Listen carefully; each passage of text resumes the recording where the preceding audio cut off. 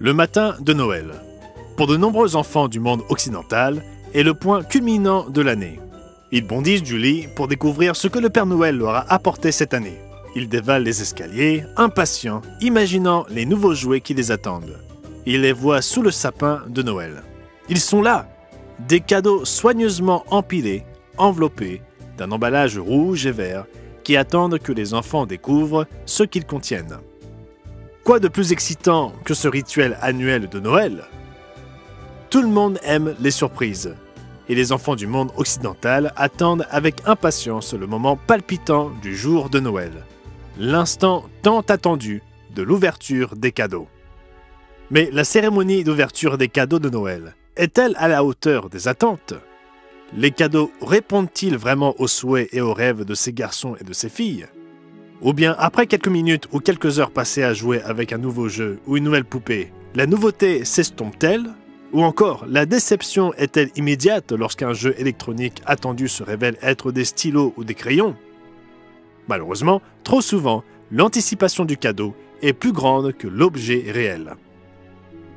Mais réfléchissez-y. Noël n'est-il pas en général un peu comme un cadeau décevant? Il est tout en lumière, coloré, attrayant et attirant. Mais lorsque vous ouvrez le paquet, qu'y a-t-il à l'intérieur? Ce que vous espériez est-il là? Nous répondrons à cette question aujourd'hui au Monde de demain, en dévoilant la vérité sur cette fête populaire. Et préparez-vous, car je vais vous donner l'occasion de demander notre brochure gratuite offerte aujourd'hui, Noël est-il chrétien? Rejoignez-moi donc aujourd'hui au Monde de demain, alors que nous déballons quelques surprises de Noël. Je reviens tout de suite.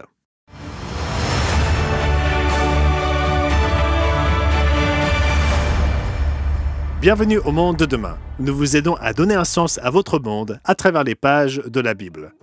Noël est l'une des fêtes les plus attendues du monde occidental. Pour beaucoup, c'est une période joyeuse et c'est particulièrement amusant pour les enfants. Des millions de garçons et de filles se lèvent le matin de Noël, s'attendant avec joie à trouver des cadeaux sous l'arbre de Noël.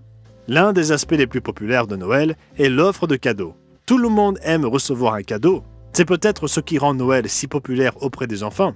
Mais tout comme les enfants peuvent être découragés lorsqu'ils reçoivent des chaussettes ou un pull au lieu du dernier jeu électronique ou d'un nouveau chiot, Noël est également rempli de surprises désagréables pour les adultes. Certaines sont même choquantes. Dans notre émission d'aujourd'hui, nous allons parler de quelques surprises de Noël. La première est la suivante. Noël n'est pas du tout chrétien. Noël est censé être la célébration de la naissance du Christ. Pourtant, il est constitué de nombreuses coutumes qui trouvent leur origine dans d'anciennes traditions païennes. Comme l'écrit l'auteur Desmond Morris dans son livre L'Observance de Noël, pratiquement rien de ce que nous faisons pendant les festivités de Noël n'a le moindre rapport avec le christianisme et encore moins avec la naissance de l'enfant Jésus. En clair, les premiers chrétiens ne fêtaient pas Noël. C'est un fait reconnu par toutes les sources dignes de foi. Même ceux qui observent cette fête avec une grande ferveur reconnaissent ce fait. Remarquez cette déclaration de l'Encyclopédie catholique. Noël ne faisait pas partie des premières fêtes de l'Église.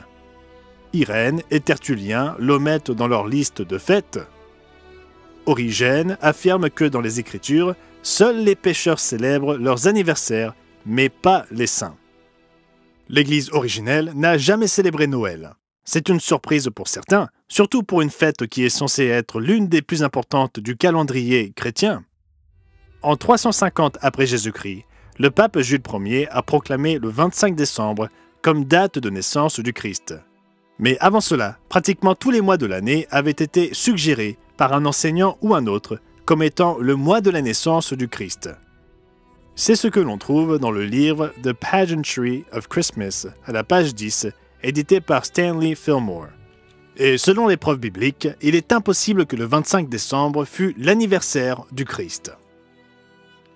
Adam Clarke, l'éminent historien biblique du XIXe siècle, a expliqué dans sa discussion du chapitre 2 de Luc que les bergers et leurs troupeaux n'auraient pas pu être dans les champs à la fin du mois de décembre, car c'était la saison froide et pluvieuse dans l'ancien Israël. Ainsi, l'histoire que des millions d'enfants apprennent chaque année est absolument fausse. Noël n'est pas du tout chrétien. Même les détails de la naissance du Christ sont tordus lorsqu'ils sont racontés dans le récit de Noël. Par exemple, les mages venus d'Orient n'ont pas rendu visite à Jésus en tant que bébé dans une mangeoire. Luc 2 décrit un ange annonçant au berger qu'il trouverait le Messie nouvellement né, sous la forme d'un enfant emmailloté et couché dans une crèche. Mais lorsque les mages sont venus chercher le roi des Juifs, Jésus était déjà un jeune enfant et vivait dans une maison. Au moment de la visite des mages, le Christ devait avoir près de 2 ans. De surprise en surprise, on pourrait penser qu'une fête chrétienne majeure découle de l'histoire de l'Église et de la Bible. Mais s'agissant de Noël, on serait dans l'erreur. Et qu'en est-il du mythe du Père Noël? Dans le monde anglo-saxon, le Père Noël joue un rôle prépondérant. Combien d'enfants s'endorment la veille de Noël en rêvant aux jouets fantastiques que le Père Noël déposera au pied du sapin lors de sa chevauchée nocturne dans le ciel? Avez-vous grandi en croyant au Père Noël? Vous souvenez-vous du moment où vous avez appris que le Père Noël n'existe pas? Étiez-vous perplexe et même effondré que quelqu'un, même vos propres parents, vous ait menti? Cela me rappelle une histoire survenue il y a quelques années lorsqu'un disc-jockey matinal de la station WBAB FM à Babylone dans l'État de New York révéla à ses jeunes auditeurs que le Père Noël n'existait pas. Des mères et des pères indignés s'en plaignirent à la station et le disc-jockey John Paris fut contraint de s'excuser. Pourtant, ce qu'il avait dit était vrai. Quelle surprise désagréable que de découvrir que les personnes en qui l'on a le plus confiance nous ont menti. Dans un article publié par Newsday, le 23 décembre 2004, la professeure Sandy Scheib a souligné ce qui suit. Qui vous dit que le Père Noël n'existe pas? C'est généralement quelqu'un que vous ne connaissez pas ou quelqu'un qui n'est pas particulièrement digne de confiance, comme votre ennuyeux grand frère. Et qui vous dit qu'il existe? Des personnes en qui vous avez confiance. Ainsi, l'une des mauvaises surprises de Noël, c'est que celle-ci est basée sur des mythes et des légendes qui n'ont rien à voir avec la Bible ou les enseignements du Christ. Noël n'est pas du tout chrétien. Mais la plupart des gens se disent « Où est le problème ?» Après tout, l'origine de Noël importe-t-elle tant que nous l'observions pour honorer le Christ? Et cela nous amène à notre deuxième surprise de Noël. Numéro 2. La façon dont nous adorons Dieu est importante pour lui. Vous pourriez dire « Arrêtez tout de suite, je sais que les origines de Noël sont un peu louches, un peu suspectes, mais Dieu s'en soucie-t-il vraiment ?» Restez avec moi et voyons ce qu'il en est. À l'époque de l'ancien Israël, lorsque Dieu fit sortir son peuple d'Égypte, il lui donna des instructions spécifiques sur la manière de l'adorer. Les 10 commandements constituent la base de ces instructions. Mais Dieu donna également beaucoup d'autres directives qui en découlent, y compris l'ordre de ne pas l'adorer à l'aide de pratiques païennes.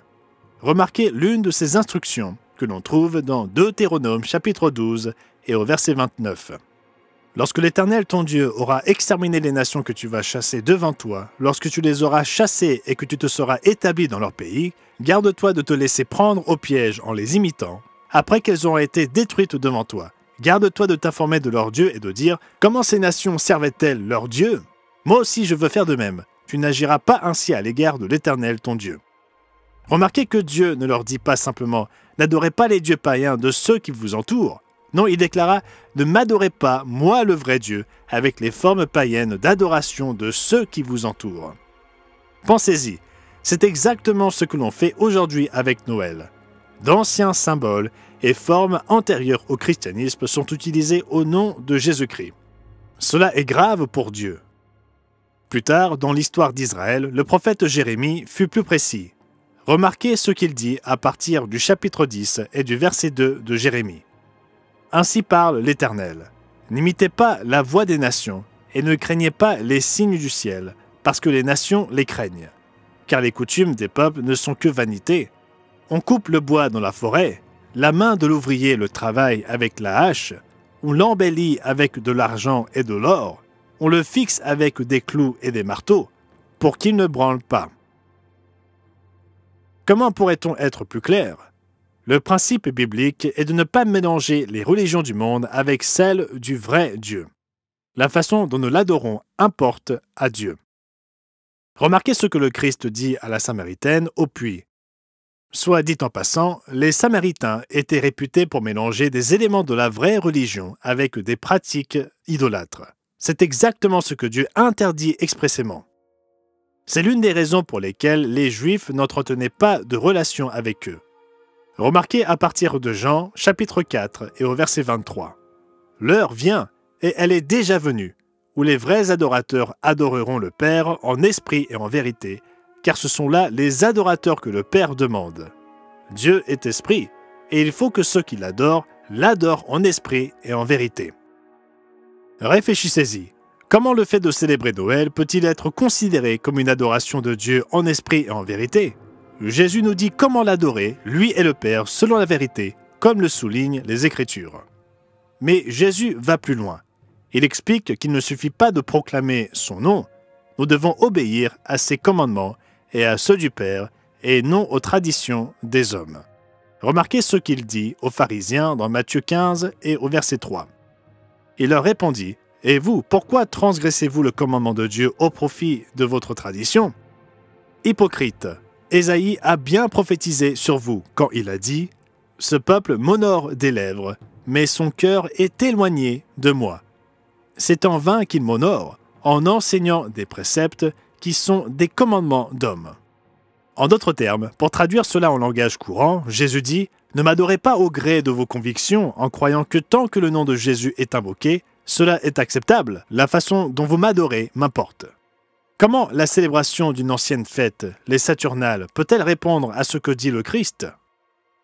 Surtout quand nous voyons que l'Église originelle n'a jamais célébré cette fête. Nous devons rechercher non pas notre propre raisonnement, mais ce que Dieu veut, la volonté divine, et non ce que font nos amis, ou ce que nos grands-parents ou nos parents nous ont appris. Nous ne devons pas craindre de déranger ceux qui nous entourent. Certains n'apprécieront pas que nous suivions la vérité courageusement. Mais à qui cherchons-nous à plaire? Au monde ou à notre Sauveur? Beaucoup sont choqués de lire certaines des paroles même du Christ, comme celles dans Matthieu chapitre 10 à partir du verset 34. Lisez-les avec moi. Ne croyez pas que je sois venu apporter la paix sur la terre. Je ne suis pas venu apporter la paix, mais l'épée. Car je suis venu mettre la division entre l'homme et son père, entre la fille et sa mère, entre la belle-fille et sa belle-mère, et l'homme aura pour ennemi les gens de sa maison. Celui qui aime son père ou sa mère plus que moi n'est pas digne de moi. Et celui qui aime son fils ou sa fille plus que moi n'est pas digne de moi. Celui qui ne prend pas sa croix et ne me suit pas n'est pas digne de moi. En d'autres termes, il est difficile d'obéir vraiment à Dieu dans ce monde, parce que tant de gens vont dans le sens contraire. Mais si vous regardez cette émission, si vous cherchez la vérité et si vous comprenez ce que vous entendez, vous pouvez faire un pas dans la foi. Vous pouvez décider dans votre cœur, je vais suivre la vérité, quoi qu'il arrive. Je vais ouvrir ce livre et découvrir ce que Dieu me dit vraiment de faire.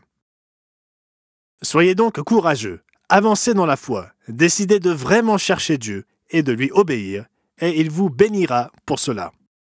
La façon dont nous l'adorons est importante pour Dieu. Mais si nous ne devons pas célébrer d'anciens rituels idolâtres en l'honneur du Christ, quels sont les jours que nous devons célébrer? Dans ce segment, nous allons déballer la troisième surprise de Noël. Numéro 3. La Bible révèle les fêtes bibliques que les chrétiens doivent respecter. Quelles sont-elles? Elles sont énumérées dans la Bible. Vous avez peut-être entendu parler de certaines d'entre elles, mais vous avez peut-être supposé qu'elles étaient des fêtes juives. Il peut également être surprenant de constater qu'elles figurent dans le Nouveau Testament. Les chrétiens du Nouveau Testament du 1er siècle comprenaient et observaient ces fêtes. Alors, quelles sont-elles? Il y a d'abord la Pâque du Nouveau Testament. Elle a lieu au printemps, généralement au début du mois d'avril. La Pâque nous rappelle que Jésus remplit le rôle de l'agneau de Dieu, immolé pour nos péchés. C'est pourquoi la Pâque est importante pour les chrétiens. Comme le dit Paul dans 1 Corinthiens 5 et au verset 7, « Car Christ, notre Pâque, a été immolé. » En d'autres termes, la Pâque chrétienne est la première étape cruciale du plan divin qui consiste à apporter la rédemption à l'humanité pécheresse. La Pâque était observée par les premiers chrétiens, même ceux qui n'étaient pas juifs. Vient ensuite la fête des pains sans levain. Elle suit immédiatement la Pâque. La fête des pains sans levain nous enseigne que nous devons changer et croître. Le sacrifice du Christ nous libère, mais nous ne devons pas continuer à vivre dans le péché. Nous devons résister au péché et apprendre un nouveau mode de vie avec l'aide de Dieu. Comme le dit aussi Paul dans 1 Corinthiens chapitre 5 au verset 8, « Célébrons donc la fête, non avec du vieux levain, non avec un levain de malice et de méchanceté, mais avec les pains sans levain de la pureté et de la vérité. » La troisième fête du calendrier des fêtes dans le Nouveau Testament est la fête des prémices. Dans le Nouveau Testament, elle est appelée la Pentecôte, ce qui signifie 50e. La Pentecôte a lieu entre la fin du mois de mai et la mi-juin. Au Moyen-Orient, en Terre Sainte, c'était l'époque du début de la récolte du blé. Pour les chrétiens du Nouveau Testament, la Pentecôte est le jour de l'an 31 de notre ère où le Saint-Esprit fut déversé sur l'Église originelle. C'est ce que l'on trouve dans Actes chapitre 2 et au verset 1. Le jour de la Pentecôte, ils étaient tous ensemble dans le même lieu. Tout à coup, il vint du ciel un bruit comme celui d'un vent impétueux, et il remplit toute la maison où ils étaient assis. C'était le début de l'Église de Dieu du Nouveau Testament. C'était le début des prémices du salut.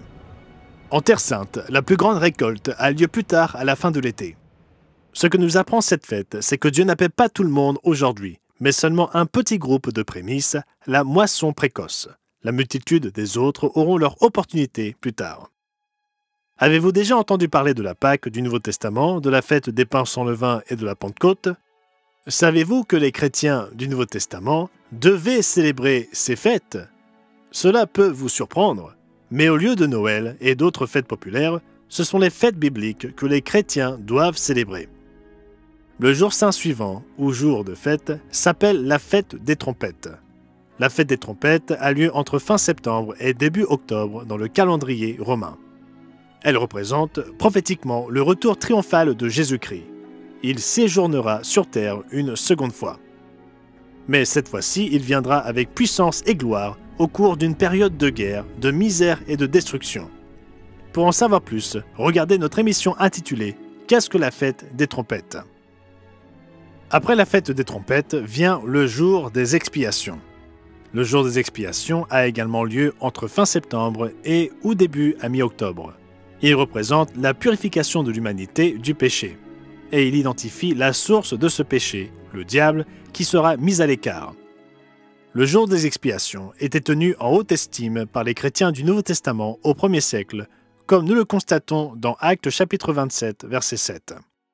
Dans ce passage, Luc décrit les périples de Paul et de ses compagnons de route sur la mer Méditerranée. Nous lisons ceci. « Nous passâmes au-dessous de l'île de Crète, du côté de Salmone. Nous la côtoyâmes avec peine, et nous arrivâmes à un lieu nommé Beauport, près duquel était la ville de Lacée. Un temps assez long s'était écoulé, et la navigation devenait dangereuse, car l'époque même du jeûne était déjà passée. La Bible du Sommeur le traduit de la manière suivante. Car l'époque du grand jeûne d'automne était déjà passée. Comment devons-nous comprendre cela? Le jour des expiations a généralement lieu à la fin du mois de septembre ou au début ou à la mi-octobre. Après cette période, la navigation sur la Méditerranée est houleuse et dangereuse. Mais l'auteur, Luc, utilisa le jour des expiations comme un repère temporel que son auditoire devait connaître, même les chrétiens d'origine païenne. Pourquoi s'intéresserait-il au jour des expiations, à moins qu'il ne le célébrait encore des années après la fondation de l'Église en l'an 31 de notre ère? La fête biblique suivante est la fête des tabernacles. En bref, la fête des tabernacles est une période de 7 jours qui tombe généralement entre le début et la fin du mois d'octobre et qui préfigure 1000 ans de paix, de prospérité et d'abondance sur terre. C'est encore à venir, mais c'est pour bientôt. Jésus-Christ régnera personnellement sur la terre. Toute l'humanité, ceux qui survivront à la grande tribulation et au jour du Seigneur, jouira des avantages et des bénédictions de la vie sous le règne de Jésus-Christ. Cela nous amène au dernier des jours saints bibliques de Dieu. C'est ce qu'on appelle le dernier grand jour. Il succède à la fête des tabernacles et représente le moment de la résurrection générale. C'est le moment où la grande majorité des milliards de personnes n'ayant eu l'opportunité de recevoir le salut sera ressuscitée et aura alors une véritable opportunité. Ce jour est pour eux, cela se passera après les 1000 ans.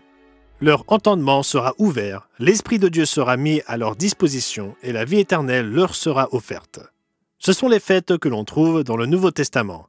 Contrairement à Noël, aux Pâques et à d'autres fêtes populaires, ce sont les fêtes que l'on trouve dans la Bible et qui étaient célébrées par l'Église originelle du Nouveau Testament.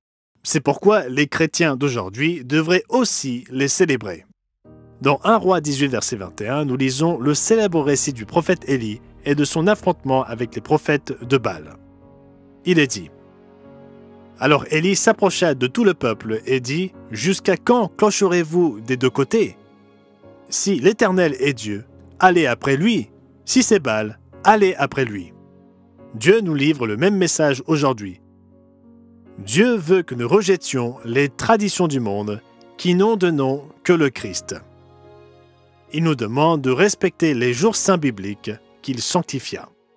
Il nous ordonne de l'adorer en esprit et en vérité avec d'autres chrétiens sincères qui célèbrent eux aussi cette vérité précieuse. Nous espérons et prions pour que vous en fassiez partie.